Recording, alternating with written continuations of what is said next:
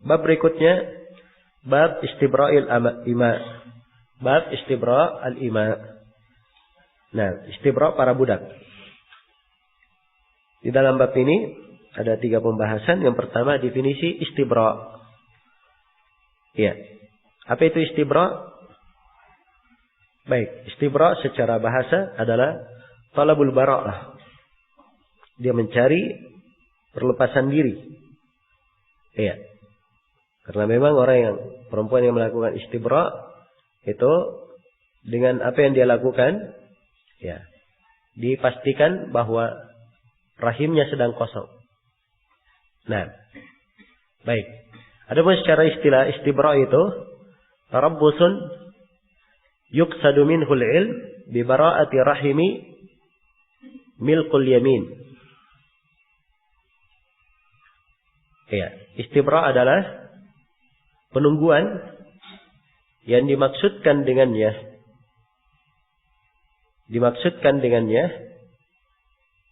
untuk mengetahui kosongnya rahim. Bi bara'atir rahim. Itu lebih detail ya. Bi bara'atir rahim. Nah, untuk mengetahui kekosongan rahim. Ya, walaupun istibra' ini, dan akan kita lihat ya, Ibnu Qudamah hanya membahas istibra' masalah budak saja. Ya, ini istibra' tidak berlaku untuk budak saja. Tapi semua keadaan yang semisal dengan ini. Semua keadaan yang semisal dengan ini. Karena itu perempuan yang berzina, kalau dia melakukan zina dan belum tampak kehamilannya, maka iddahnya adalah dengan istibra', dengan haid 1 kali haid. Ya. Dengan haid 1 kali haid. Jelas ya? Baik. Jadi ini yang dimaksud dengan istibra'. Masa penantian seorang perempuan yang dengannya diketahui bahwa rahimnya kosong. Dan istibra' ini dengan 1 kali haid saja. Itu yang dimaksud dengan istibra'. Iya. Baik. Kata Ibnu Qudamah rahimahullah, setelah menjelaskan definisi, wa huwa wajibun fi 3 mawadhi'. Istibra' ini wajib pada 3 tempat. Ya, yang pertama, ahaduha man malaka amatan lam yusibha hatta yastabri'aha. Siapa yang memiliki seorang budak perempuan, ya, yang belum dia jima. Siapa yang memiliki budak perempuan, tidak boleh dia menjimanya sampai dia mengistibra' budak tersebut 1 kali haid. Ini berdasarkan hadits Abu Darda riwayat Muslim.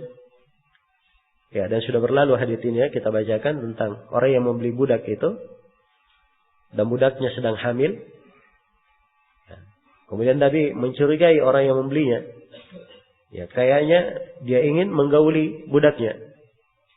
Nah, maka para sahabat berkata, benar ya Rasulullah. Maka Rasulullah bersabda, laqad hamamtu an al'anahu la'nan yadkhulu ma'ahu qabrahu. Saya sungguh ingin melaknat dia dengan sebuah laknat yang laknat itu ikut bersamanya di dalam kubur. Nah, kaifa yuwarrithuhu wa huwa la yahillu lah. Bagaimana mungkin dia bisa mewarisinya sedangkan tidak halal baginya? Kaifa yastakhdimuhu wa huwa la yahillu lah. Bagaimana mungkin dia menggunakannya padahal itu tidak halal? Ya. Jadi kalau misalnya siapa yang membeli budak perempuan, maka harus ada istibra'. Dan istibra' itu sekali lagi dengan apa? Dengan haid 1 kali haid. Ini kalau belum tampak hamil. Tapi kalau dia sedang hamil, istibra'nya dengan apa? Dengan melahirkan. Jadi sekali lagi, kalau saya simpulkan semuanya, bahwa istibra' adalah dengan 2 hal. Yang pertama adalah dengan melahirkan kalau dia sedang hamil. Dan yang kedua, kalau belum tampak kehamilannya, dengan haid 1 kali haid. Itu yang disebut dengan istibra'. Baik. Kemudian keadaan yang kedua yang diwajibkan padanya istibra', kata Ibnu Qudamah rahimahullah, ummul walad wal amatul lati yata'uha sayyiduha la yajuzu tazwijuha hatta yastabri'ahuma. Adalah ummul walad. Ya. Apa ini ummul walad? Budak yang sudah melahirkan anak tuannya, itu ummul walad. Demikian pula al-amah. Ya, budak yang sudah digauli oleh suaminya. Ini dua ya.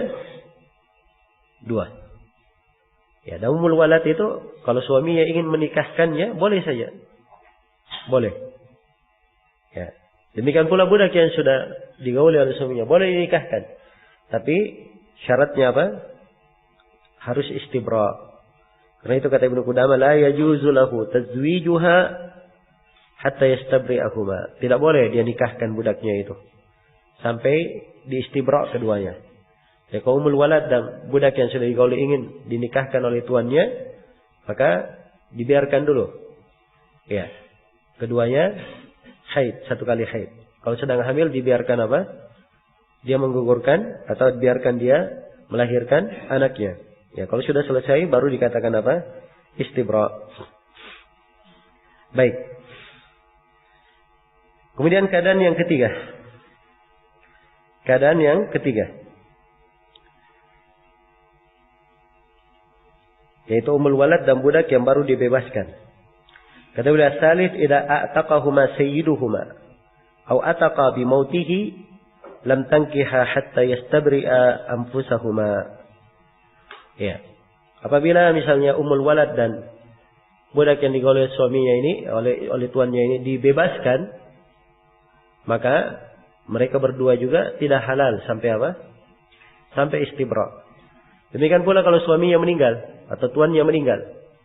Ya, karena umul walad ini apabila tuannya meninggal sudah berlalu ya, dia otomatis apa?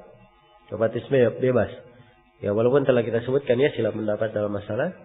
Demikian pula kalau budak yang telah digauli oleh tuannya ini meninggal, tuannya, ya, maka ya di masa dia sudah bebas tidak boleh lam tangkiha, tidak boleh keduanya apa?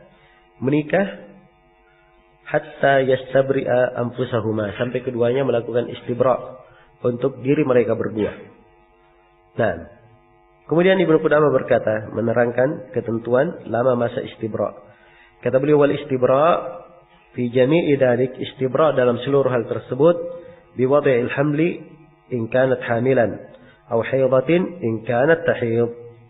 Istibra dalam seluruh hal tersebut adalah dengan meletakkan kehamilan kalau dia sedang hamil, maksudnya dengan melahirkan kalau dia sedang hamil.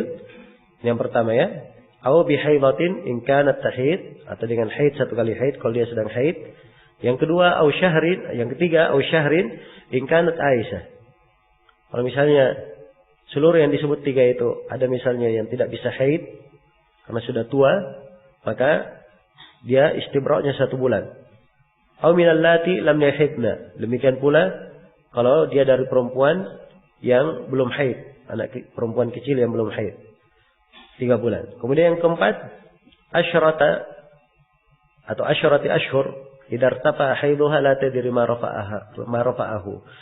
Ya, 10 bulan apabila haidnya terangkat dan tidak diketahui apa yang mengangkatnya. Kenapa 10 bulan? 9 bulan masa penantian dan 1 bulan masa apa? Masa istibra. Iya. Jadi ternyata Ibnu Qudamah menyimpulkan di sini di akhir dan kesimpulannya lebih lengkap. Ya, beliau terangkan bahwa istibra itu dengan 4 hal. Ya, yang pertama dengan melahirkan. Kalau apa ini? Kalau dia sedang hamil. Yang kedua dengan haid 1 kali haid. Apabila perempuan itu haid, dia bisa haid. Yang ketiga dengan ukuran 1 bulan. Ini khusus untuk perempuan apa? Yang tidak bisa haid lagi karena dia sudah tua atau anak kecil yang belum haid. Kemudian yang keempat istibra dengan 10 bulan. Ini khusus untuk siapa? Perempuan yang haidnya tertahan, dia tidak haid, dia tidak tahu apa yang menyebabkan dia tidak haid. Iya, itu 10 bulan. Baik, selesai sudah di sini penjelasan tentang apa? Tentang istibra. Ya. Ya, baik. Ini sudah selesai ya. Pembahasan istibra. Masih ada kitab Abdihar, Kitabul Li'an, hingga Babul Walimah. Nah, itu semuanya pembahasan masih terkait dengan Kitabun Nikah. Ya, Kitabul At'imah dan seterusnya. Ini ada kaitannya, cuman ini waktunya Tidak cukup sekarang ini. Baik, kita cukupkan dulu sampai sini untuk materi pembahasan. Ya, insyaallah taala nanti kita lanjutkan ya. Saya ukur-ukur tadi, mungkin kita perlu 10 kali pertemuan lagi. Ya, 10 majelis. Nah, 10 majelis ini waktunya insyaallah taala dari ba'da asar hari Jumat hingga hari Ahad malam. Ya, jadi 3 hari ya, Jumat, Sabtu dan apa?